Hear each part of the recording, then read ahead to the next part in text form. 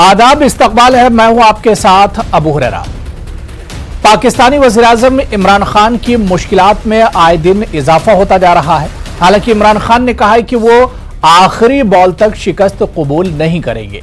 इस बीच खबर यह भी है कि मुत्तहदा अपोजिशन और MQM के दरमियान मामला तय पा गए हैं, जिसके बाद वज़ीर-ए-आज़म इमरान खान की हुकूमत ने बज़ाहिर कौमी असम्बली में अक्सरियत खो दी है।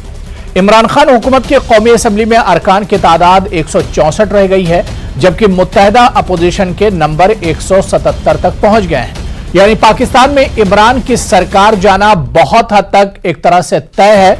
लेकिन सवाल यह उठ रहा है कि कल से पार्लियामेंट में बहस शुरू होगी। तहरीक अदम एतमाद पर अपोजिशन और सरकार की बहस होनी है। इस बहस के बाद वोटों की गिनती होगी और यह गिनती कभी भी हो सकती है। तो क्या जो अददी ताकत है, इसमें इमरान खान मुश्किल में पड़ते नजर आ रहे हैं, लेकिन क्या अभी भी कोई ऐसा रास्ता है जो इमरान खान के पास बचा हुआ, इसे भी हम समझने की कोशिश करेंगे। पाकिस्तान की जब बात होती है और पाकिस्तान की जब सियासत की बात होती है तो हिंदुस्तान की नजर जरूर पाकिस्तान की सियासत पर रहती है कि आखिर वहां क्या कुछ चल रहा है। तो पाकिस्तान में जो सियासत है उसके असरात हिंदुस्तान पर किस तरह से पड़ेंगे, इसे भी हम समझने की कोशिश करेंगे। बहुत खास मेहमान मेरे साथ जुड़े हुए हैं। बहुत जल्दी अपने मेहमानों का आपसे तारुफ करा देता हूं। मेरे साथ कमांडर GJ सिंह साहब, डिफेंस एक्सपर्ट हैं, इस डिबेट का हिस्सा है। कामरान साकी साहब सीनियर सहाफी हैं, पाकिस्तान से जुड़े हुए और अक्सर हमारे साथ वो पाकिस्तान के इश्यूज पर जुड़ते हैं। मेरे साथ प्रोफेसर अजिताब साहब भी हैं जो कि फॉरेन एक्सपर्ट हैं, और कुछ देर में सुहेल काजमी साहब भी जम्मू से हमारे साथ जुड़ेंगे। सभी मेहमानों का बहुत इस्तकबाल है न्यूज़ 18 उर्दू में। मैं सबसे पहले प्रोफेसर अजिताब जी आपसे ही शुरुआत करना चाहूंगा। सर, जो पाकिस्तान के सियासी हालात हैं, इन हालात को किस तरह से देखा जाए, क्योंकि पार्लियामेंट के अंदर डिजिट की अगर बात की जाए तो उसमें इमरान खान मुश्किल में नजर आ रहे हैं, लेकिन सबसे अहम पाकिस्तान में जब इस तरह के हालात होते हैं तो हिंदुस्तान की नजर रहती है, और हिंदुस्तान पर इसके किस तरह के असरात होते हैं सर? अबू साहब देखिए, पाकिस्तान में जो उठापटक अभी चल रही है, जो राजनीतिक हलचल चल रही है, ऑफ कोर्स हिंदुस्तान की नजरें तो उस पर टिकी है, हिंदुस्तानियों की नजरें उस पर टिकी हुई हैं। लेकिन मुझे नहीं लगता कि कोई बहुत ज्यादा, अगर उनकी उनके पॉलिसीज की बात की जाए तो बहुत ज्यादा फर्क आएगा, क्योंकि सेना का एक बहुत अहम रोल रहा है पाकिस्तान की राजनीति में जी। और सेना को शायद खुश करने के ही चलते इमरान साहब भी पाकिस्तान की जो पॉलिसी उसको बहुत कठोर, इंडिया के संदर्भ में अगर देखा जाए, हिंदुस्तान के संदर्भ में कठोर बना दिया। इस सेना के बुलावे में जो जब तक कोई भी पार्टी अपनी एक इंडिपेंडेंट छवि नहीं बनाता, अपनी इंडिपेंडेंट पॉलिसी लेके नहीं चलता, तो हिंदुस्तान के साथ, हिंदुस्तान की आवाम के साथ रिश्ते बहुत ज्यादा इंप्रूव करने की स्थिति मुझे नहीं लगता है कि होगा ऐसा। हालांकि हम उम्मीद करते हैं कि जो भी नई सरकार, क्योंकि इमरान साहब की तो लग रही है कि बहुत मुश्किल हालात उनके चल रहे हैं, तो जो भी सरकार आती है वो इंडिया से दोस्ताना, चाहे उनके आर्थिक हालात इतने कमजोर हो चुके हैं, इंडिया से दोस्ताना हक इंडिया भी चाहता है, हिंदुस्तान भी चाहता है, अगर वो रखेंगे तो दोनों के हित में है, विन विन सिचुएशन दोनों के लिए है। लेकिन पाकिस्तानी सेना जब तक इस चीज को ना समझे तब तक हिंदुस्तान के साथ जो ताल्लुकात है वो बेहतर करना इतना आसान नहीं होगा वहां की किसी भी सरकार के लिए। नहीं, बिल्कुल जाहिर सी बात है कि हिंदुस्तान की नजरें टिकी हुई हैं कि पाकिस्तान में हर बदलते वक्त के साथ सियासी हालात भी बदल रहे हैं। क्या कुछ मौजूदा में चल रहा है? कामरान साकी साहब, मैं आपके पास आऊंगा। और पाकिस्तान की अब जो सियासी सूरत हाल है, पिछले कई दिनों से उठापटक चल रही है, लेकिन इस वक्त जो सियासी सूरत हाल है, MQM के 2 जो कैबिनेट जो मिनिस्टर थे उन्होंने इस्तीफा दे दिया है। इसके बाद अब जो तस्वीर बन रही पाकिस्तान की सियासत की, इसे किस तरह से कामरान साहब देखा जाए? देखिए, मेरा तजिया पहले भी आपसे तकरीबन 1 माह पहले से ये बात हो रही है मुख्तलिफ प्रोग्राम्स में। मेरी राय अभी भी यही है कि 95% से ज्यादा चांसेस हैं कि वज़ीर-ए-आज़म इमरान खान को घर जाना पड़ेगा, उन्हें जो वज़ीर आज़म का होता है वो छोड़ना पड़ेगा, क्योंकि अपोजिशन के पास जो हमें कार्ड्स नजर आते हैं, या आप समझ लीजिए कि अरकान या मेंबर्स नजर आते हैं, वो उससे ज्यादा है। अभी तो आप जैसे जैसे टाइम करीब आता है, आपको पता है कि मुआवजात हो सकते हैं, वो मुआवजा वजीर आज़म इमरान खान जो मौजूदा हैं उनके हक में भी हो सकता है और उनके खिलाफ भी हो सकता है।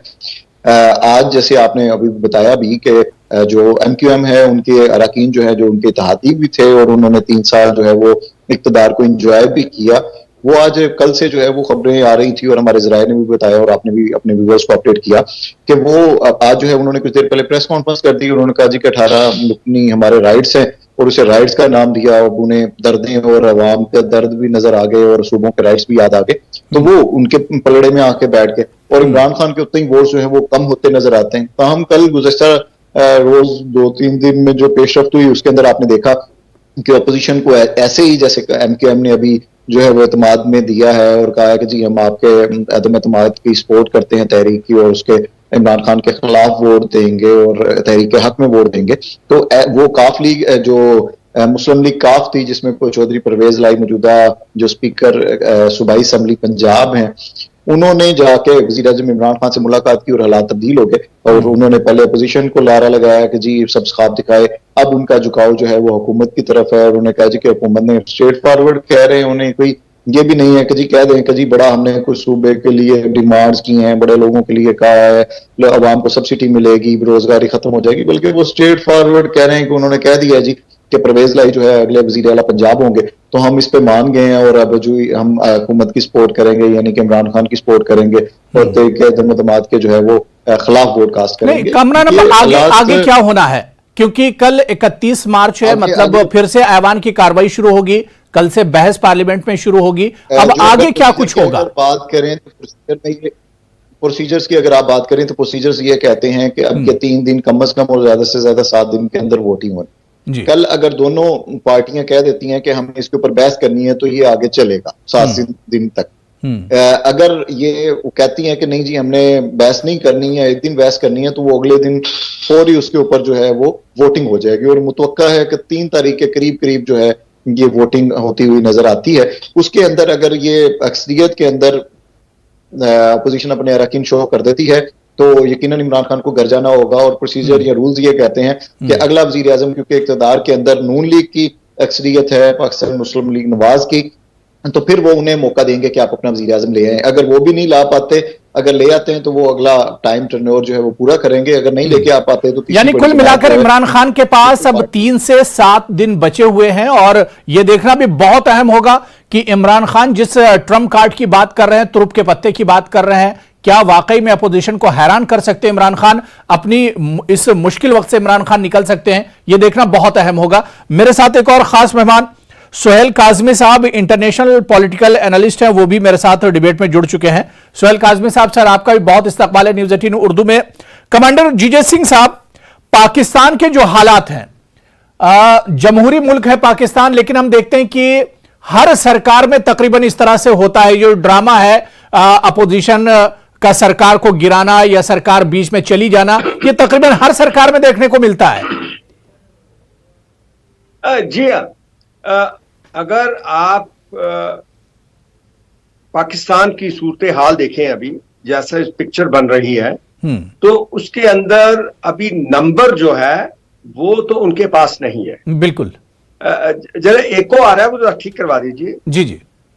अच्छा, दूसरी बात ये कि पाकिस्तान के अंदर जो सिलेक्शन होती है प्राइम मिनिस्टर की, उसके अंदर उनकी आर्मी का बहुत बड़ा हाथ होता है। और अब नंबर देखा जाए तो इतना ज्यादा डिफरेंस नहीं है। जैसे आप कह रहे थे कि ऑपोजिशन के पास 177 है और इसके पास 165-66 के पास है जी। तो अगर आज की मीटिंग देखी जाए जो आर्मी चीफ की हुई है और साथ में IS के चीफ भी उनको मिले हैं इमरान खान साहब को। साहब ये एक को ठीक करवाए जरा। जी जी बिल्कुल, थोड़ा सा टेक्निकल देख लीजिए, प्रॉब्लम आ रहा है। जी जी कंटिन्यू कीजिए सर, आपकी आवाज क्लियर आ रही है। जी हाँ, तो मैं ये कह रहा था कि जो पाकिस्तान के अंदर सबसे बड़े इन्फ्लुएंसर हैं, जो उसकी पॉलिटिक्स को इन्फ्लुएंस करते हैं, उनके MPs को, उनके लोगों को, वो पाकिस्तान की आर्मी है। तो आज जिस तरीके से इनकी आपस में बात हुई है क्योंकि मैं समझता हूं कि ये पहली चॉइस जो थी बाजवा साहब की, उनके आर्मी चीफ की, वो इमरान खान ही थे। और इमरान खान एक बड़े ही अच्छे फॉलोअर की तरह जो जो जैसे आर्मी ने उसको डिक्टेट किया उसको फॉलो करते रहे हैं। और अब सिचुएशन ऐसी है कि पॉलिटिकली उनके पास नंबर नहीं है। आर्मी चीफ और आईएएस चीफ भी समझते हैं अभी ये कैसे उसको बचाते हैं या उसको गिराते हैं, ये सिर्फ आर्मी चीफ के हाथ में है। क्योंकि आर्मी चीफ जो है उनकी मिलिट्री है, वही उन्हीं के कंधों के ऊपर वहां प्राइम मिनिस्टर बनते हैं और नीचे उतरते हैं। जब वो चाहते उतार देते हैं, जब चाहते अपने कंधों पे बैठा लेते हैं। तो ऐसा देखा जाए तो मैं समझता हूं कि जिस तरीके से कॉन्फिडेंस इमरान खान साहब दिखा रहे हैं कि मैं आखिरी बॉल तक, आखिरी दम तक लड़ूंगा, तो उससे मुझे ऐसे लग रहा है कि हो सकता है कोई बैक ट्रैक कुछ बात बन जाए, चल रही हो। जाहिर सी बात है कि आज ही कमर बाजवा से मुलाकात इमरान खान की हुई है, आईएसआई जो चीफ है उनकी भी मुलाकात हुई है। तो ये बिल्कुल सही बात कमांडर जीजे सिंह साहब आपने कही कि हो सकता है कि कोई हालात इस तरह के बन रहे हों या इमरान खान के लिए कुछ राह हमवार हो रही हो। मैं सुहेल काजमी साहब आपके पास आना चाहूंगा। सर, मेरी आवाज आ रही है आप तक? जी सर, आवाज आ रही है। सुहेल काजमी साहब, पाकिस्तान की जो सियासत है उसे अब किस तरह से देखा जाए? और जो बात यहां पर बार बार कही जाती है और कमांडर जीजे सिंह साहब ने भी कहा कि बहुत हद तक पाकिस्तान की सियासत में जो अमल दखल होता है वहां की मिलिट्री और आर्मी का होता है, और आज ही कमर बाजवा की मुलाकात इमरान खान से हुई है, तो इस मुलाकात को किस तरह से देखा जाए? देखिए, भाजपा साहब जो हैं वो उनको इमरान खान को लाने में उनका बहुत बड़ा हाथ है पाकिस्तान की प्राइम मिनिस्टरशिप में। और सारी दुनिया जानती है कि इमरान खान एक कोई मजा हुआ पॉलिटिशियन नहीं है। He is a good human being and a great sportsman. लेकिन जो पार्टी साहब, आपका कैमरा शायद ऑन नहीं है, फ्रंट कैमरा ऑन नहीं है आपका। जी, इस तरह के आप जानते हैं। जी जी, फ्रंट कैमरा ऑन करो, फ्रंट कैमरा ऑन करो। जी जी, कंटिन्यू कीजिए सर। सर, जिस तरह के सारी दुनिया जानती है, corona front camera on. Hello. जी जी सर, कंटिन्यू कीजिए, आपकी आवाज आ रही है। देखिए, इस तरह से पाकिस्तान में इमरान खान साहब प्राइम मिनिस्टर बने थे, सारी दुनिया जानती है उस वक्त के सर्कमस्टांसिस और किस तरह आर्मी की मदद से और आईएसआई की मदद से उनकी गवर्नमेंट इंस्टॉल हुई थी। इसमें कोई शक नहीं है। इमरान खान एक स्पोर्ट्समैन स्पिरिट से नेशन को चलाना चाहते थे, ईमानदार इंसान है, आप सभी वाले इंसान है। लेकिन पाकिस्तान की अपनी बहुत सी प्रॉब्लम है, इकोनॉमिकल रिसेशन है, डेमोक्रेसी तो है ही नहीं। तो उन हालातों को मद्देनजर रखते हुए जो पिछले एक महीने से भाजपा साहब की और इमरान खान की तलखियां पड़ रही थी, वो चाहते हैं इमरान खान। काज़मी जी, आपके ऑडियो में थोड़ा सा प्रॉब्लम आ रहा है, दोबारा से सर मैं आपके पास आऊंगा। मैं कामरान आपके पास आना चाहूंगा। जो बात यहां पर कमांडर जीजे सिंह साहब ने या सुहेल काजमी साहब ने उठाई, या इससे पहले प्रोफेसर अजिताब जी कह रहे थे कि पाकिस्तान की सरकार दरअसल वहां के आर्मी और मिलिट्री के ही इशारों पर काम करती है, और आज इमरान खान का कमर बाजवा साहब से मुलाकात करना क्या वाकई में इमरान खान के लिए राह हमवार हो रही है? कुछ लग रहा है कि बात बन जाएगी इमरान खान की?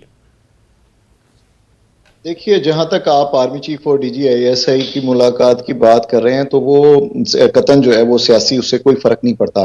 क्योंकि फौज ने अपने इन सियासी मामलात से बड़ी दफा वाज़ेह किया है कि उसने दूर रखा हुआ है, और ये उसके लिए भी बेहतर है क्योंकि वो प्रोफेशनल इदारा है, उसे अपना इमेज और चीजें अजीज हैं, और पाकिस्तानी अवाम उनसे बेजा मोहब्बत करती, बहुत ज्यादा मोहब्बत करती है, इन पॉलिटिशियन से भी ज्यादा, तो उसके ऊपर एतमाद करती है। ताहम अगर आप इमरान खान के लिए कहें तो फौज से हटके उनके लिए मुआवजात की तवक्को हमेशा रहती है, क्योंकि पाकिस्तान में मैंने जैसे पहले भी कहा कि मुआवजात की या अचानक कुछ चीज सामने आ जाना या सरप्राइज आ जाना, इसकी गुंजाइश फिर भी 5% हमें रख लेनी चाहिए।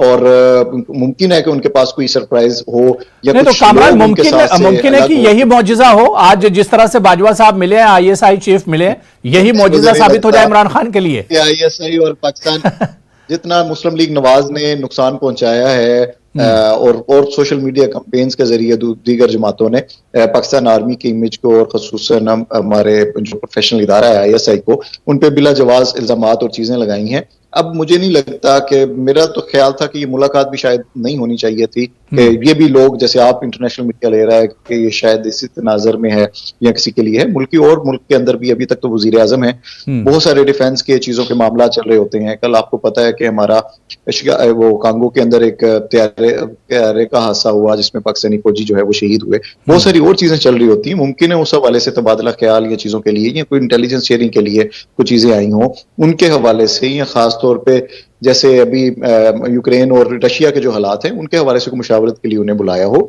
हमें दूसरा पहलू भी जो है वो यकीनन ज़हन में रखना चाहिए। बिल्कुल, मैं प्रोफेसर अजिताभ जी आपके पास आना चाहूंगा। जो बात इमरान खान शुरू से बार बार कह रहे हैं और इमरान खान अभी तक एक तरह से डटे हुए, और इमरान खान यही करें कि आखिरी गेंद तक वो हार नहीं मानने वाले हैं।